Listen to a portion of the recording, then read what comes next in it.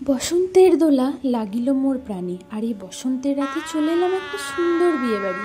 এই যে আমার রাজকন্যা তিতাস, তার বিয়েবাড়ির স্পেশাল শাড়ি পরা লুক, তার সঙ্গে এই হলো বিয়ের মণ্ডপ। এখানেই আজকে অঙ্গীকারবদ্ধ হবে নতুন জীবনে চলার পথে দুজন ব্রাইড কাপল। আর তার সঙ্গে আরও দেখে নাও বিয়েবাড়ির চারপাশটা, যেন মনে হচ্ছে এক রাশ বসন্ত ফুলের শোভা নেমে এসেছে আজকের এই বিয়েবাড়িতে। তার সঙ্গে আরও দেখে নাও প্যান্ডেলের আর চারপাশটা কি সুন্দর সাজানো হয়েছিল। আর তার সঙ্গে আমি আর আমার মেয়ে তিতাস দুজন মিলে অপেক্ষা করছিলাম আমাদের আজকের ব্রাইডকে দেখার জন্য। তো এই হচ্ছে আজকে আমাদের রাজকন্যাকে ভারী মিষ্টি দেখাচ্ছে। সেও কিন্তু আর তর্স হতে পারলো না, নিজের বিয়ের মণ্ডপটা কীরকম সাজানো হয়েছে সেও বেশ চারপাশটা একটু ঘোরাঘুরি করে দেখতে শুরু করলো। তো তারপর চলে গেলাম খাওয়া দাওয়ার পর্বটা মেটাতে।